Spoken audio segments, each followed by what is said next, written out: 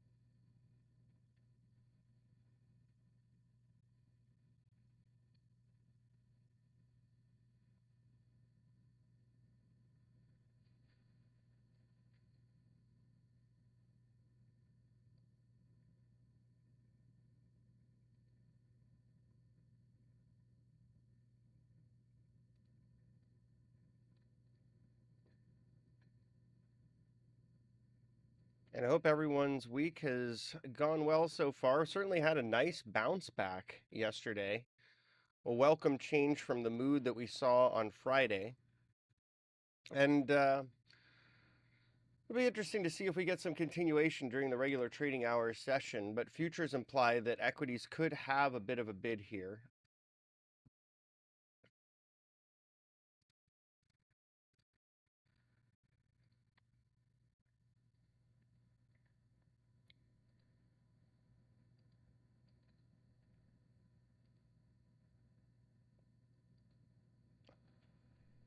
So, real quickly, let's get through the disclaimer.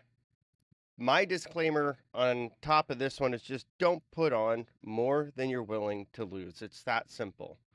Every trade, no matter how safe or sure of a thing it may seem, comes with the risk of loss.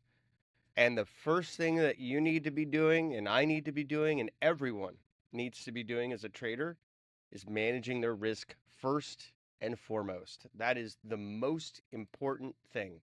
Because if you don't manage your risk, you're not going to come back to be able to enjoy the rewards. That's really what it comes down to. And I know that seems very axiomatic or self evident, but it's not, especially when we get back down to our primal impulses. When we think about how powerful an emotion greed can be, how we may get too concentrated and too leveraged in a trade that seems like, boy, it has to work. But what if it doesn't? So that's why risk management matters so much. That's why I talk about it every time I do one of these streams. And it's a core part of trading psychology. In fact, if you're not managing your risk, you really shouldn't be trading. Sounds harsh, I know, but it's the reality of the situation. Manage your risk to have staying power so that you can keep trading. The way I like to look at it is I don't want to put more than 1% of my portfolio's total liquidity at risk in a single trade. That way, I've at least got 99 more shots. A little bit about me. I've been trading for 20 years. And I cut my teeth during the great financial crisis, which was an incredibly turbulent time in the markets. Things falling apart at the seams before your very eyes was the theme. Waking up, seeing stocks bidless, seeing futures, down 5, 6, 7%, then having crazy events like the Fed intervene with an emergency 50 bip cut. Market turns the other way, is up 4 or 5%. These were the kinds of days that I really began to appreciate just how tenuous things can get when there's fear dominating the tape. That's the other side of the extreme.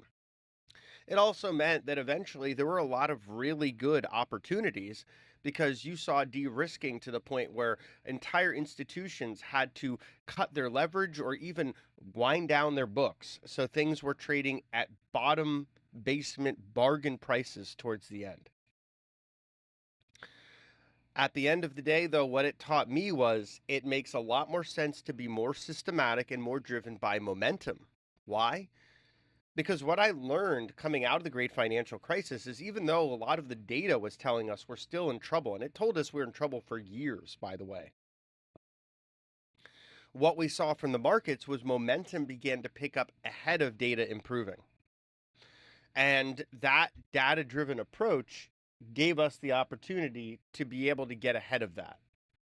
Instead of waiting for the economic data to say, okay, you've gotten all clear, it's time to go out there and put on some risk. It was all about waiting for the momentum to change to get an opportunity to go long, to buy into S&P futures, which was one of the big trades I did close to the lows as things were starting to turn around. I saw momentum improving. I also saw signs of just extreme exhaustion going back years and looking at other financial market de-risking episodes and so forth, that was an opportunity to start layering into risk. And this was well before the data turned. So that's why I felt from that point, rather than being a discretionary trader and kind of going by gut feel and just interpreting charts, it made a lot more sense to build systems, to look at data to qualify a more systematic approach. And that's how I've been doing the majority of my trading. I won't say I don't do any discretionary. I still do some. It scratches a certain itch, if you will. But my overall focus is systematic in nature, data driven, and market generated data is the key focal point. I still think macro data is important. It's important for identifying longer term trends that you're going to look out towards. It's also important when you see big outlier prints, like what we might see with ISM PMI services today. That's going to be worth watching as well. Now, I want to quickly mention the folks at Bookmap would love for you to check out this new contest they're running. Share your winning setups on X, Instagram, or LinkedIn with the hashtag #FreeBlueJacket for your chance to win over $600 of subscription value. And our weekly pivots on S&P 500 futures is going to be 6391.50. And on NASDAQ futures, it's going to be 23311.50. Now, these are pivots in the September front month futures contract. And I would be bullish above and bearish below these on a swing time frame. And also, they would impact my trading intraday. And I'm just going to quickly pop these out on social media so folks can see them.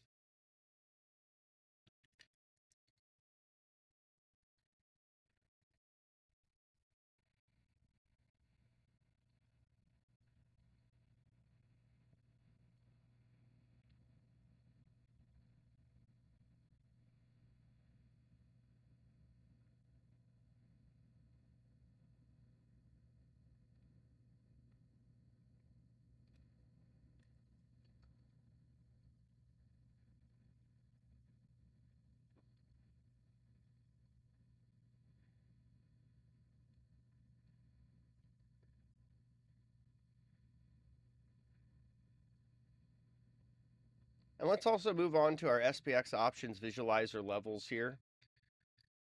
We can see that we are getting pretty close to some of these more important levels. Key 2, Key 4, Key 1 overhead. We did wall hop the call wall overnight, although we're not too much above it right now. Wall hopping can be helpful. If we can get an open above that call wall at 63.30, that gives us the chance to have some continuation upwards. We can also see we're in positive gamma territory. We did climb above that gamma flip level yesterday. Positive gamma, very simply, tends to change how dealers hedge. So what that means is when you're in positive gamma, it's more likely that during an upward move, they're going to be selling into it, and during a downward move, they're going to be buying into it. So if you think about what that means, it's compression of volatility, as if we don't have enough of that already, but that's exactly how that impacts market price discovery. Below that, we have gamma 1 at 6,300. This is kind of a big deal level because it's a big magnet for price. We can get pulled into that level and sort of stuck there. And between gamma 1 and gamma 3, you can see we've got two larger magnets just in that 50 handle zone. Then we have key 2 negative and key 1 negative below. Those are areas where there's a lot more exposure on the put side of the chain that could act as support. And then finally, the big put wall and vol trigger both at 6,000. I'm sharing these because these levels tend to stay valid for several days. So you can incorporate them. You can feel free to screenshot them. I'm also going to share them out on social.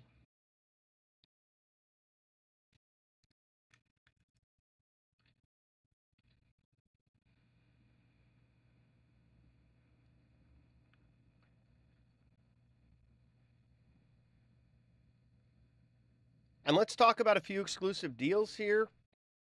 Right now, you can get up to 40% off of several different plans. Visit Traderade.com/bookmap. That's Traderade.com/bookmap and scroll down to the special offers, and you can claim that discount on the first billing period of Bookmap Pro. Now, speaking of Bookmap Pro, let's dive right in.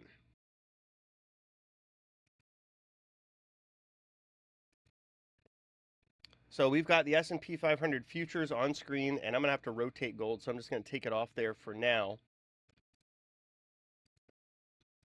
But we can see how we have hopped that call wall overnight. We're just going to pull this in quite a bit. And that is a constructive look. Let's see if we're able to stay above it. You can see the overnight session was kind of boring overall. Pretty much consolidation. Now, if you were here last week or if you've paid attention to my prior sessions, I like to look at that as a bit of a coiled spring. We've been consolidating all night. That tells me that maybe we're going to get a more exciting move here during the day session.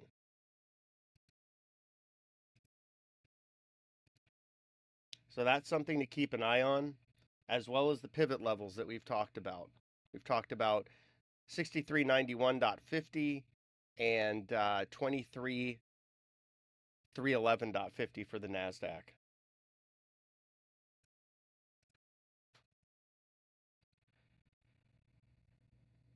And we're going to quickly talk about how this heat map you see on screen works so that we can make sure you all have a sense as to what this is all about,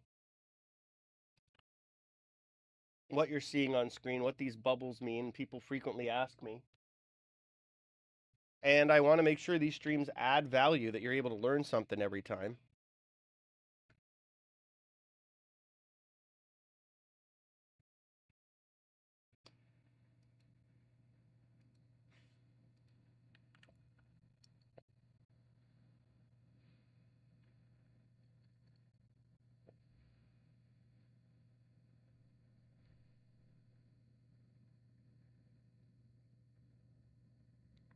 So these bubbles are delta bubbles, and they're based on volume.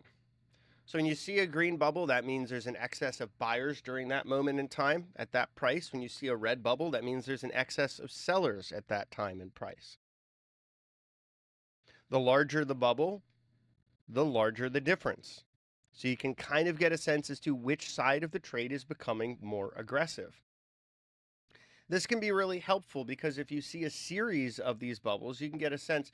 For example, here, sellers are becoming more aggressive, and that has overall been a drag on price over the last 15 minutes. So it's worth noting, we also have other indicators on screen. You can see up ahead, there's this diamond-looking shape with a 33 on it. This is a sell-side iceberg.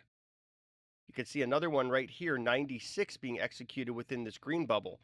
Those are both sell-side icebergs, and what those are telling you is that there's a passive trading desk on the tape that is taking some positions off or layering into some shorts.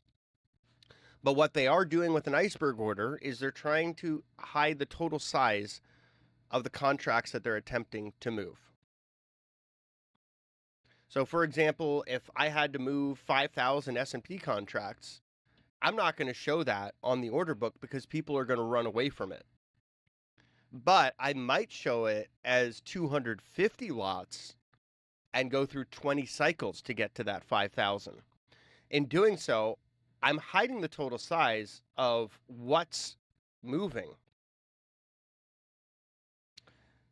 And that, in turn, can make sure that I'm not impacting price as much as I would otherwise. The downside of using an iceberg order is that when you're using it and you get filled, you get bumped to the back of the queue. So when you're bumped to the back of the queue, you're not necessarily going to get the same level of execution. So it's something to take into consideration. You know, do you want to use that type of order? It's going to depend on your situation. It's going to depend on whether it's appropriate. I use it when I'm trading smaller stocks. I use it when I'm trading less liquid futures products. That tends to be how I use icebergs. It works really well for those situations.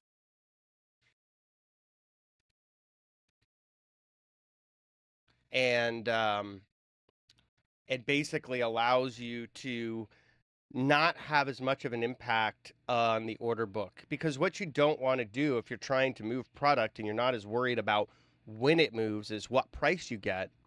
You're trying to make sure the order book doesn't run away from your bid or ask.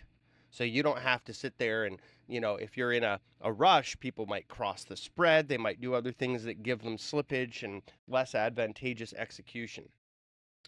So that's the way that these icebergs work. You can see that because we have the MBO data package, and that helps us to identify both icebergs and stops.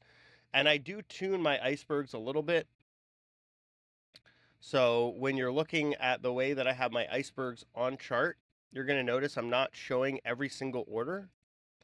I'm only showing those that over a 90-minute interval achieve a 10 standard deviation multiplier. And then I'm reducing some of the icons and data shown on screen just to simplify it. And then I'm also color coding those icebergs.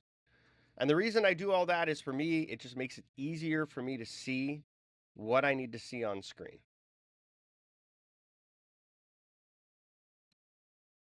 Another thing you'll notice is you have these labels on the top and bottom right.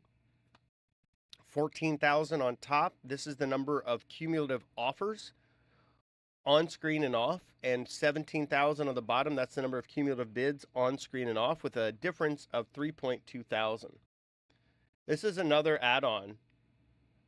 It's called outside liquidity, and this is how I configure it. Show liquidity and the difference, and include the visible price levels, because what I'm really doing with this is getting a sense as to which side of the order book is a little bit more heavy, if there is that difference. If it gets big enough, 30, 40, 50% of a difference, then you can see that one side might gain an advantage. And you can also see here, we're seeing a little bit of a turnaround off those lows. This is a stop indicator, 32 on the stop side. That means 32 contracts that were sold short were stopped out on this move higher. So those are effectively market orders that are risk limits being executed. Again, you can see that in the MBO data package.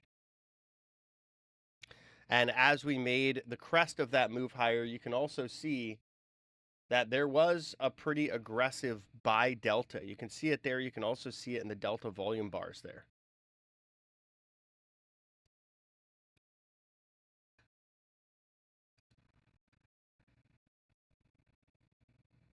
And this is a market that's going to have some work to do this morning to get above some of these important levels and more or less prove itself. Again, on the S&P 500 September contract, 63.9150 is going to be a pretty important level to watch. But just below that, we have some options derived levels to watch as well. These key levels are based on call positioning. Really, we analyze the entire options chain of the S&P 500 and then derive levels based on where there's positioning and how it may affect price. These could be minor resistance levels, but if we get above them, it becomes more bullish because you have changes to the dealer hedging dynamics that would compel them to want to buy more. So we're going to watch these as potential resistance, knowing full well if we're able to pull above, that could be constructive for price discovery. Can also see some confluence with key 3 and this 342 offer just overhead.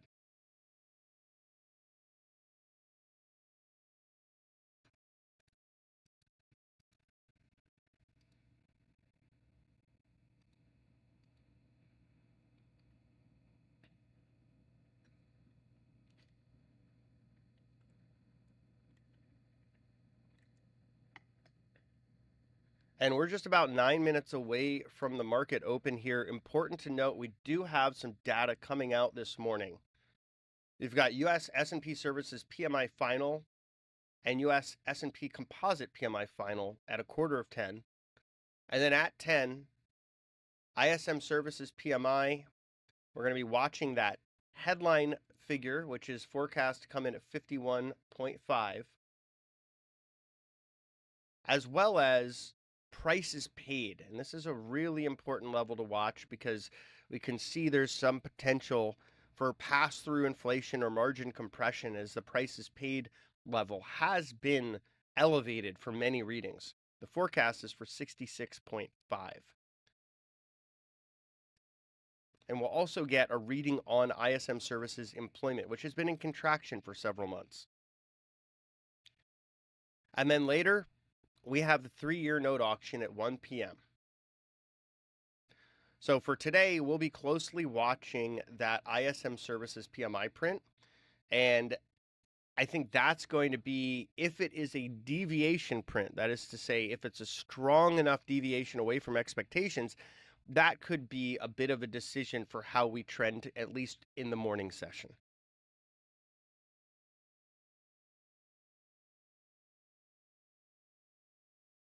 And I've got a question from Ship's teacher. With an aggressive buy delta, does that mean it will go up?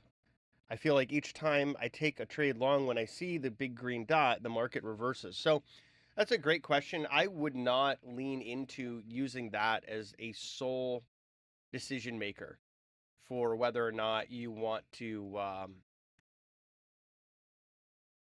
get long on something like this.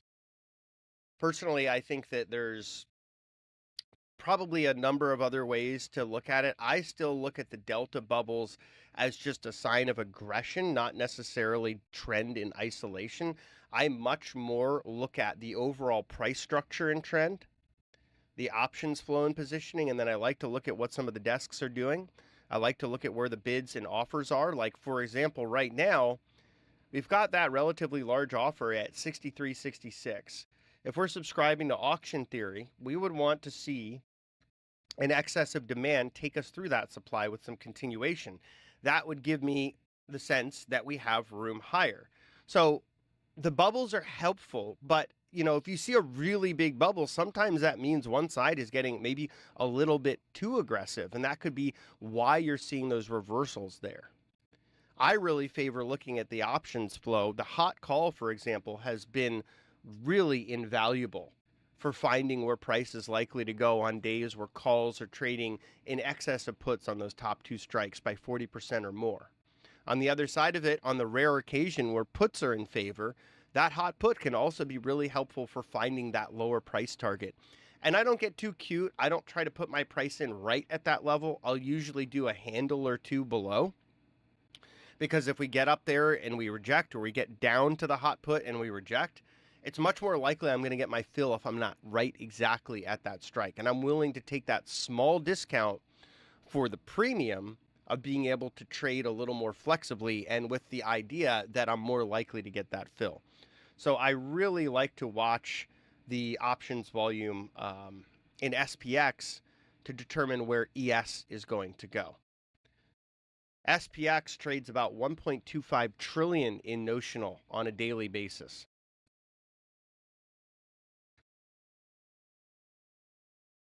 So that's something to take into consideration. Because 1.25 trillion in notional for a single options product is more than all the notional of all the US equity index futures contracts combined. Options really do pull the S&P 500 around. And so SPX is very noteworthy if you're trading ES. And then for NQ, it's worth watching the NDX options, but even more the triple Qs. they can give you a pretty good sense because they're incredibly influential and liquid. But again, nothing compares to SPX and the influence it has on ES, because ES is one of the preferred delta hedging instruments for market makers. So if you're making a market in SPX options, you've got to be able to hedge out that options exposure. For example, if I sell you a call, I don't want to be on the hook to pay that call off out of my own pocket. So what do I have to do? I have to hedge out that delta, whatever the value of that call is, by buying futures in the S&P 500. And in doing so, then if those futures appreciate in value and so do the call, I have the cash to pay that out to you. So if you look at the SPX options visualizer, it actually watches the dailies, the weeklies, all of the options in the S&P 500 chain. And I have some algorithmic reweighting that prioritizes them in a number of different ways, a little bit of special sauce, you could say. But in essence, this is going through about 10,000 different contracts across all expiries and strikes to try to give us more information about what may be actionable during the trading day. And it can plug right into Bookmap or MotiveWave. But that's one of the ways that I get a little bit of an extra edge when trading this market, because the options flow tends to pull around the futures contract. And I wouldn't say it happens every single day, because there are certainly outlier days where the underlying flow outpaces the options, or there's some kind of event that isn't priced in. But I'd say most days it can be very helpful. And I'm asked if I watch gold. So gold options, sure, there are gold options contracts. They're not nearly as liquid as SPX, but you can look at things like GLD. And actually, I do have options visualizers in the works for all of those contracts, the popular ETFs and stocks and a number of other things. We just released SPY, Triple Q, and NDX and IWM, but I'm working on a more complete package, and then I'm going to make those data streams available for subscription if people want to add them into their Bookmap or MotiveWave. And I'll also be looking at adding them to other charting platforms like TrendSpider. So keep keep in touch. Look out for some of these new announcements as I work on these products. Really exciting stuff that's going on. I'm trying to make sure I get everything bang on. So we're doing some beta testing, making sure it all works. It's all the beta stuff is available on the Traderade Discord for, we've got SPX obviously, but we've also got NDX, Triple Q, SPY, IWM, and a number of other products on there. And then gamma visualizations for any optionable product on CBOE that you can query with our bot as well. So it's kind of cool, all the stuff we have going on there. And folks, if you have any questions out there, feel free to pop them in the chat. Always happy to help. We're just about 1 minute away from market open.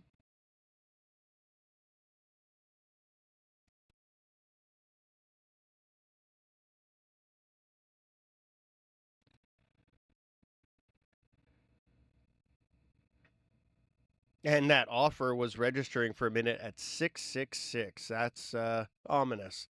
But it has come down to 653 now, we can see. So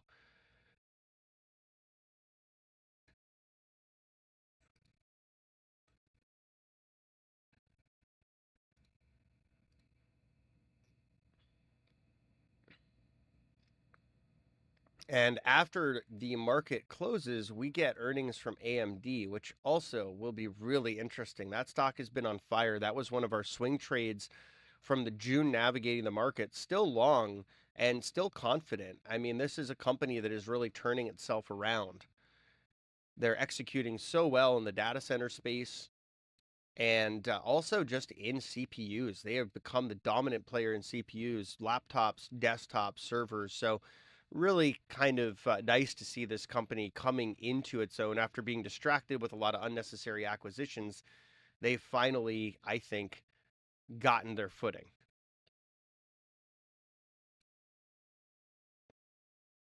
Markets are open here. Looks like we're probably going to have a bit of a volatile start. You can see volume starting to come in. Some iceberg selling 200 on top there just by that offer, which is now 663. I'm going to zoom in just a little bit here.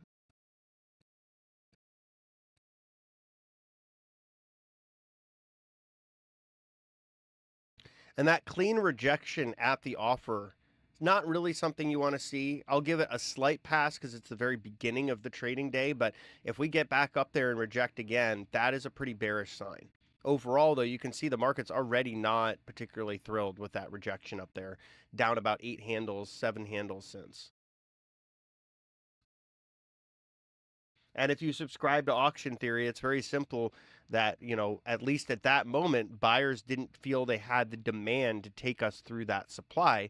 So the natural course was to have a bit of a move lower.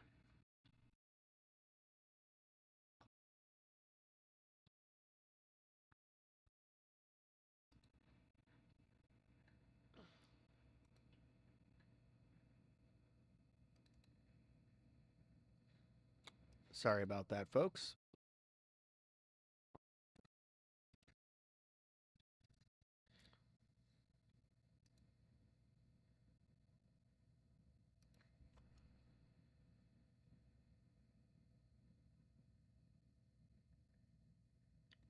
And we are seeing just a bit of a continuation on that pull. Now we're going to watch that call wall below as a potential level of support. We certainly saw a lot of interest there and at the most active call strike yesterday. And we're going to be watching this offer overhead, which has already acted as resistance for now.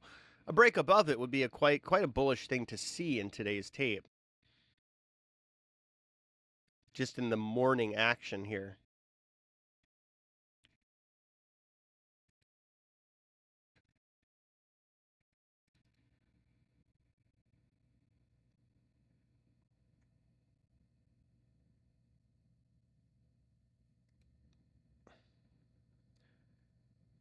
And I'm just going to pull over this other window I have my dynamic pivots on. So just below the call wall, the intraday pivot that is worth watching is 6354.25. That is another decision level. It's algorithmically derived. These are updated as the market changes, price action, volume, and other considerations are made. But that would be the next level I'd watch. So there's a bit of confluence between this call wall and the 6354.25 pivot.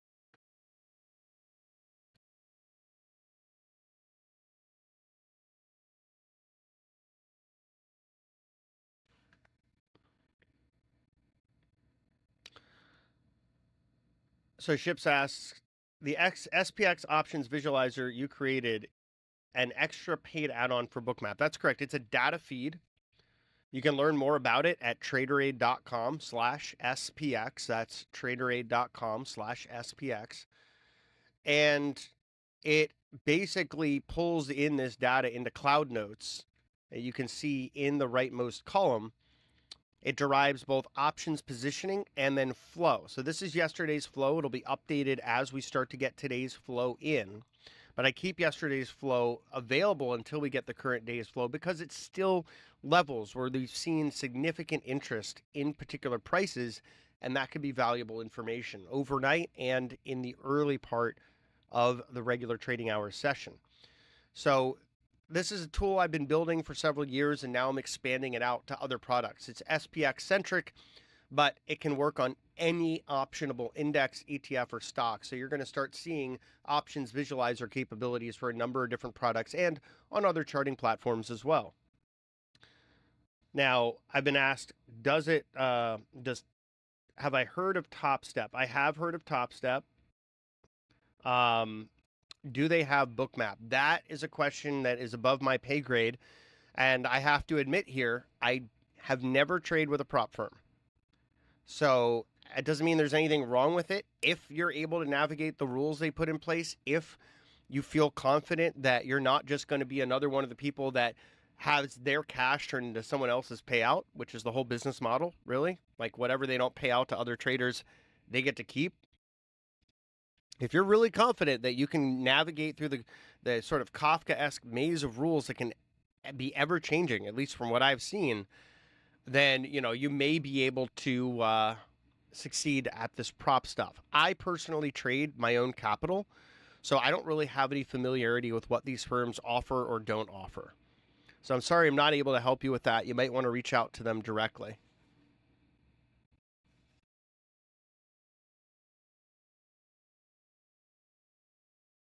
An overall somewhat heavy start to the day. Now we're consolidating.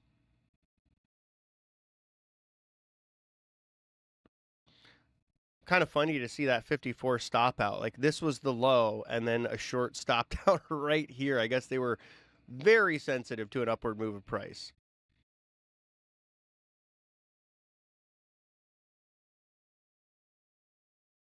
And you could see this red line up above. That's the highest price level during regular trading hours, right below that big offer zone.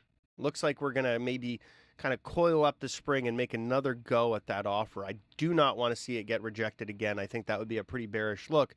On the other hand, if we can see buyers absorb that offer and continue higher, we've likely got some momentum to make a push into some of these other offers overhead, which you can see have some confluence with these key levels as well. That's not a coincidence. That has to do with the structure of how this market is made by dealers.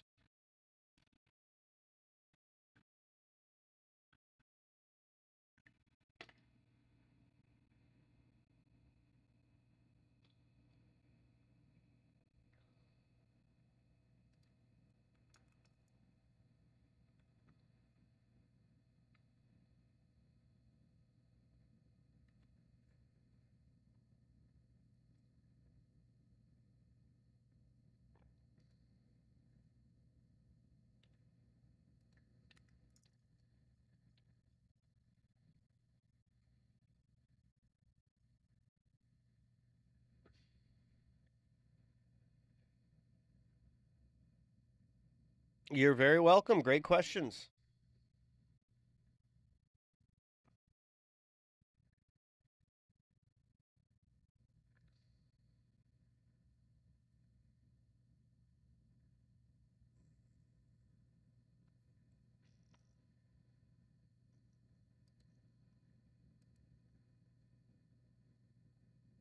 And looks like we're going to make that second challenge to the offer zone here. Let's see if buyers can take this out.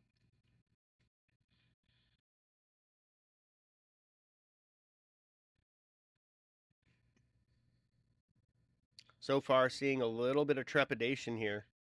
A rejection would have me wanting to fade that move, looking for a new low happening on the day. I'd probably be looking for us to come down to this bid, but it looks like they're taking it out. So this is good. This is constructive.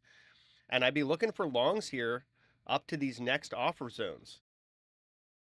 Because you saw with that aggressive delta, but more importantly, what was taken out with it, that buyers are taking control of the price action here, making a new session high.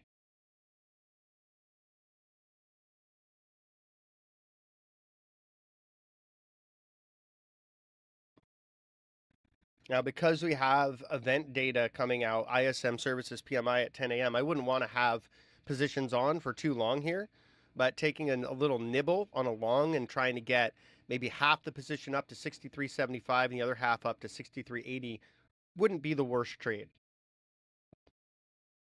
And then looking to close out everything before 10 a.m. because ISM services PMI, if it is an outlier print, can certainly change the conversation. And look at this. We have a big 1,000 offer just coming in overhead. So that changes the script a little bit here. And you can see buyers retreating from it.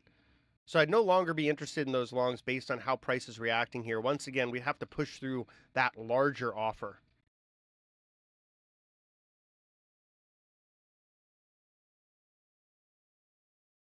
That is, even for the S&P 500, that is a pretty large offer.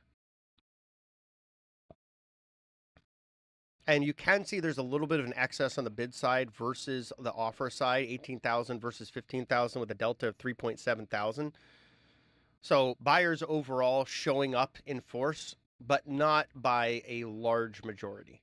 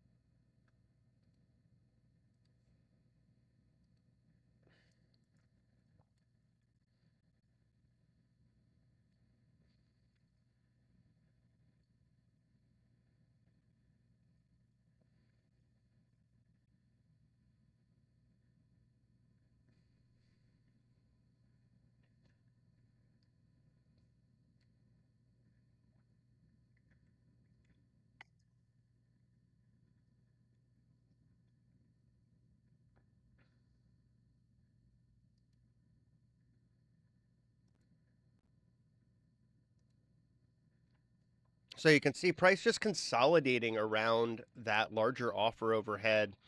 Again, buyers trying to determine whether or not they have the demand to take the price through an even more formidable area of supply overhead.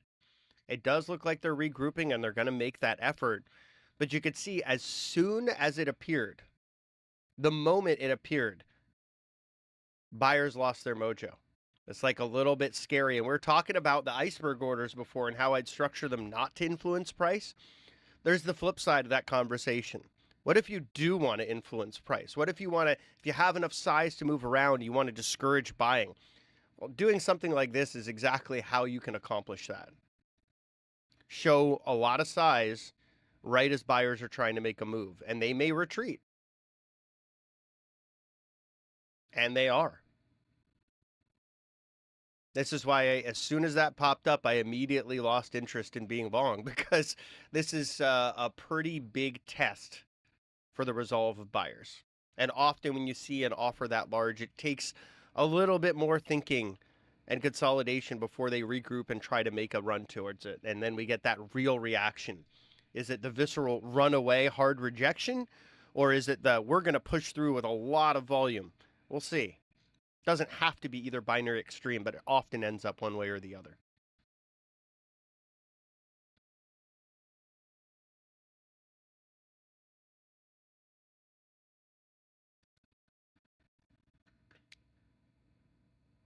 Let's take a look at the NASDAQ here as well. You can see the NDX options visualizer on screen.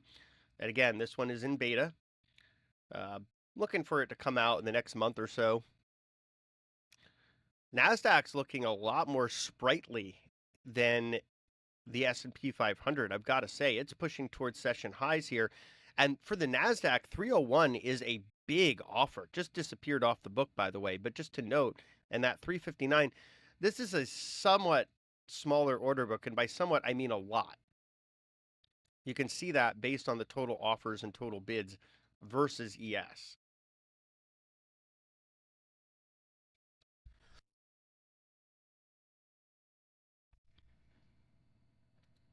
So while ES is kind of chopping sideways here, you can see buyers are becoming more aggressive here on the NASDAQ, pushing it to new session highs, scaring that offer away, presumably, because it just disappeared. It wasn't absorbed.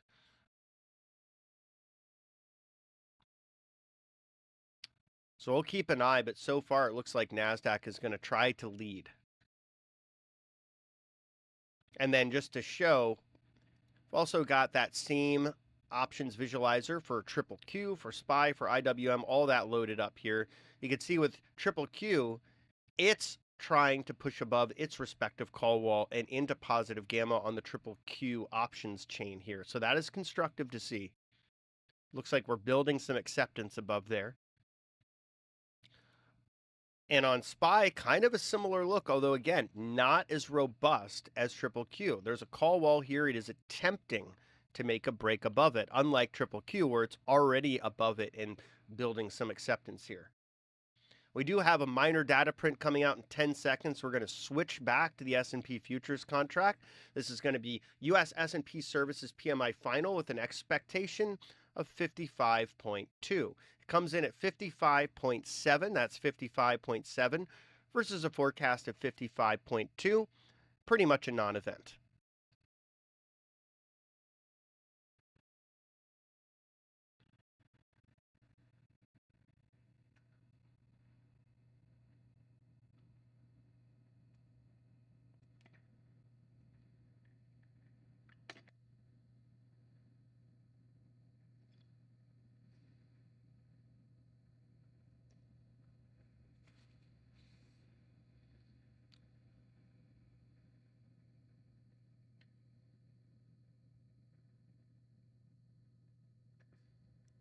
And we see S&P futures pulling up, making a new session high and looking like they want to challenge that. There it goes. That 1,000 was pulled, gone.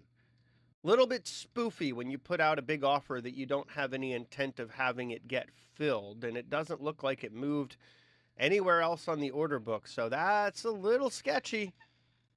It's a little sketchy. It's good to see for those who are looking for longs here to see that that implied supply being removed. But you also know there's someone who could at any moment flash that back on the order book with the intent of trying to discourage buyers because, again, that order was never filled.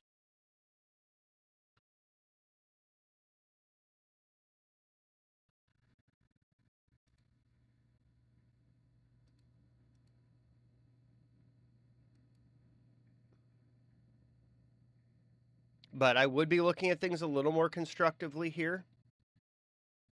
We've got about 13 minutes till we get the next data print, which is ISM Services PMI.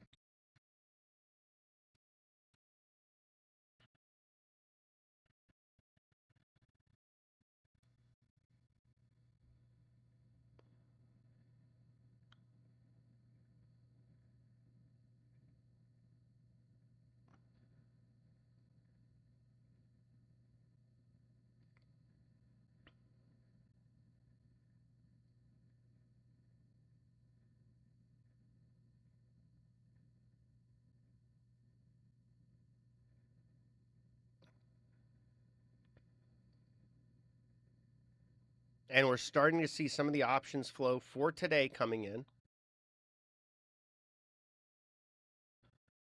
Moderately more interest in puts than calls on ES. Let's take a look at the NASDAQ, see if we've got any trades there yet.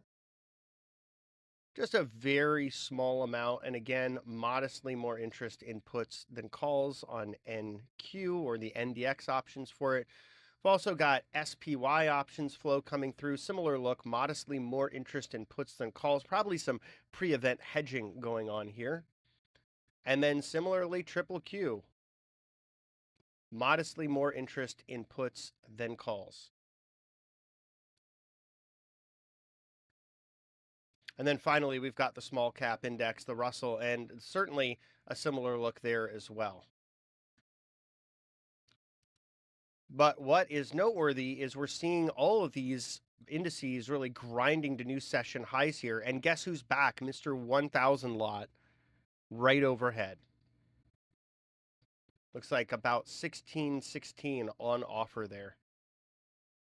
So as the price stair steps higher, you've got another supply zone to grind through unless he just sort of pulls it once again.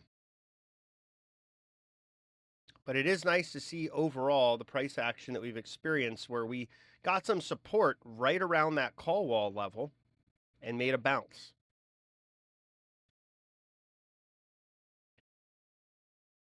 Can also see the midpoint coming on screen now.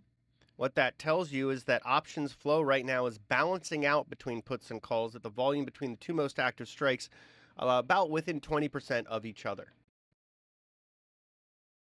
That offer overhead thinning out just a little bit here.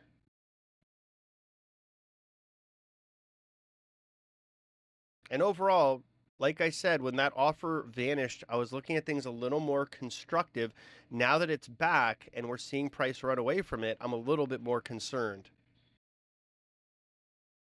Really would like to see buyers make a determined push right through there with some aggression. That's when I like to see the larger delta bubbles for what it's worth.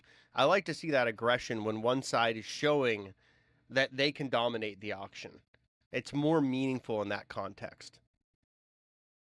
So ships, thinking of you in that as well. I know you were looking at just the delta bubbles in isolation. Think about the context of where you're seeing them. If they're larger because one side is taking out the other side in the order book, that's where I think it has a little bit more informational value.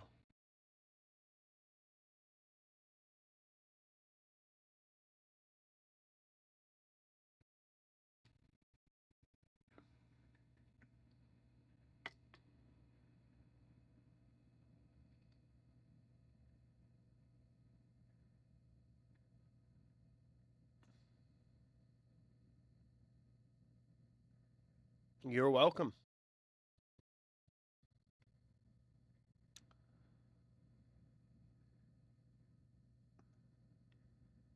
And this is one of the things about Bookmap that really is extremely helpful. The way the visualizations don't just show you where there's offers and bids at present and use color to illustrate the size or the relative size. but also where they were and how that affected price. That historic look back is really quite valuable for me.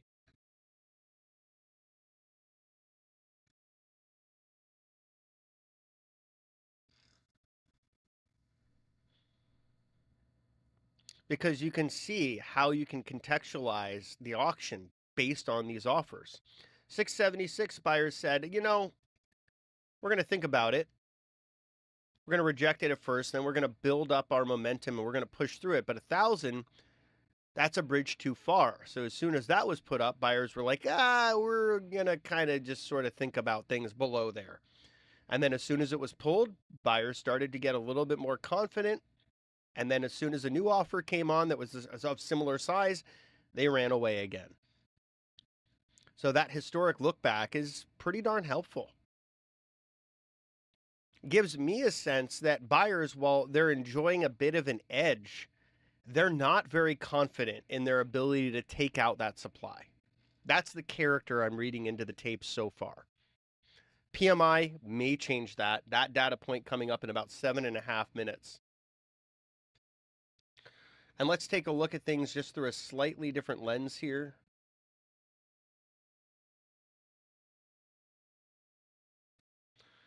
So we can see also price starting to climb above the big green line. That is a 21 EMA on a 5-minute time frame. Why is that important? Because it's a really helpful intraday indicator. Everyone can easily pop this on your chart. But when you climb above the BGL, you're more likely to get some upward continuation. Just like when you break below it, as we did here, you're more likely to get some downward continuation. And we are balancing out around this midpoint level as well. This is a level to watch because this is the average price between the top two and bottom two most active strikes, the calls and the puts. And when their flow is balanced, the midpoint tends to be somewhat magnetic. So worth noting.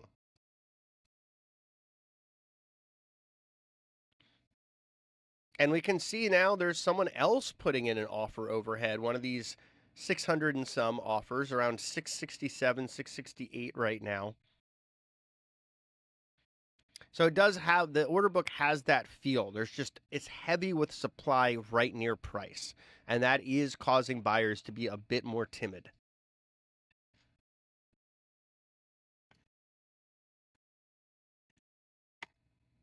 And some folks might be asking, but why aren't you scalping this like a degenerate and trying to get every single up? And I don't trade like that. And I'm just making light, but I don't trade like that. I look for the bigger opportunities, whether it's intraday or swing, rather than just churning both my account and my mental capital. So I haven't seen anything super attractive yet. There were a couple setups I almost took, but then we had these offers come in overhead and kind of put the kibosh on the idea that that was going to have continuation.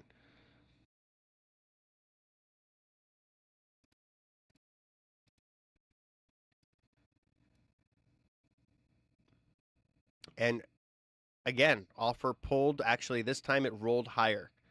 So instead of just being a pure spoof, they do seem to be interested, at least for now, in selling at a slightly higher price. And we're just about 5 minutes away from ISM Services PMI. Forecast of 51.5 on the headline and 66.5 for prices paid, which is going to be a key metric to watch.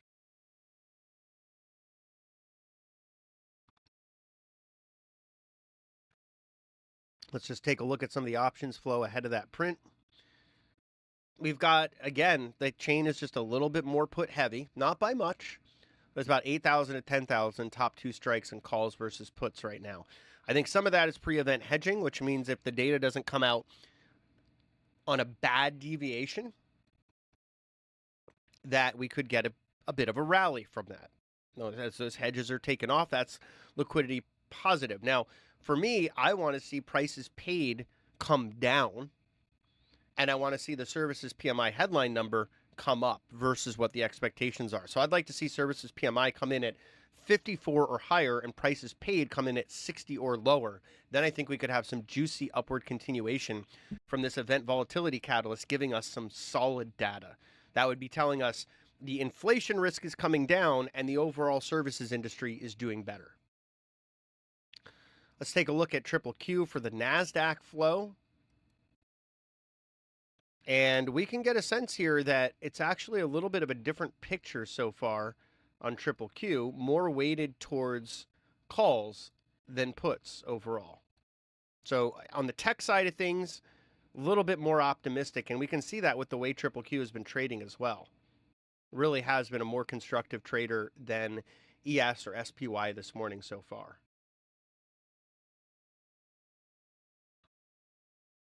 Let's take a look at SPY. SPY also seeing more excess on the call side than the put side. So it seems like SPY and triple Q more optimistic here, and there's more retail flows in those vehicles. So, us home gamers looking for higher prices, whereas ES is just a little bit more conservative ahead of this print. And we can see that with the way the puts are looking at much lower levels. And again, I feel it's hedging flow, and the options volume is starting to balance out between the two most active call and put strikes here. 2.5 minutes until data.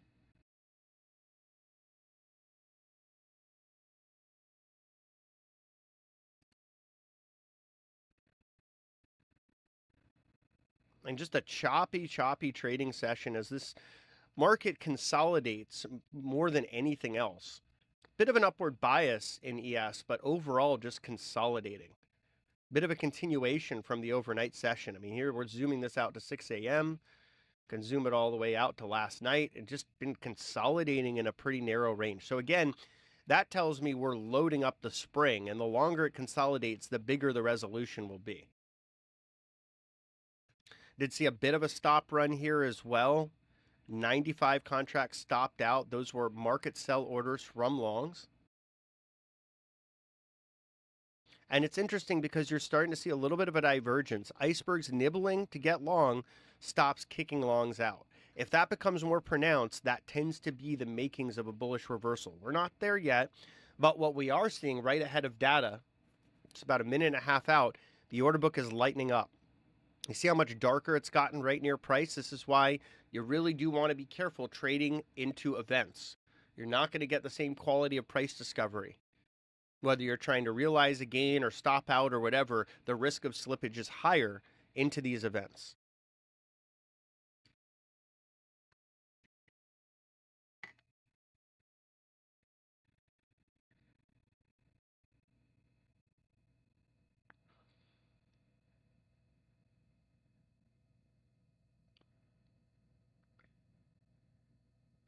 And just on a BGL note, we did slip below that big green line as well here. Haven't had a closing candle below it yet, but we have slipped below it in this current 5-minute candle that's about to close in 28 seconds.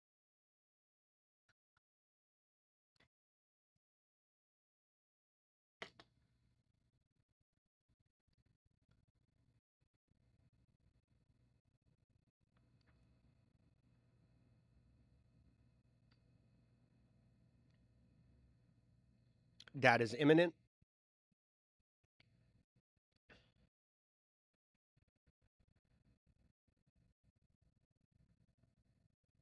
That was not a good print at all. 50.1 on the headline. Prices paid 69.9. So headline number worse than expected. Prices paid higher than expected.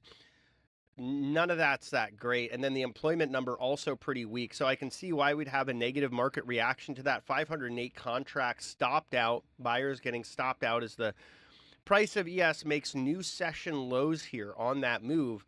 Overall, this was a nasty data print.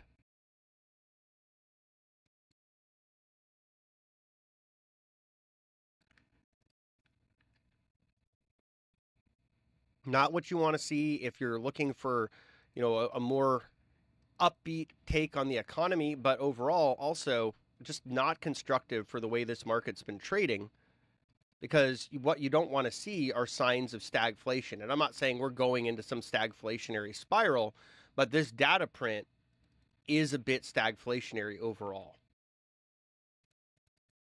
Higher prices, jobs being lost, orders flattening out.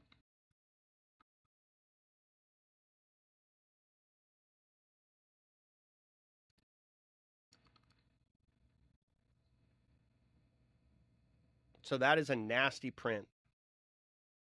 The dollar index fell pretty harsh on that. We also saw the reaction in futures. And we did test that lower pivot. You can see that here. We tested that 6354.25 pivot. Looks like we're set to test it again. And this is some of the most aggressive sell side delta volume that we've had all session. So sellers are starting to show some more aggression here as they make that push on a pretty nasty data print.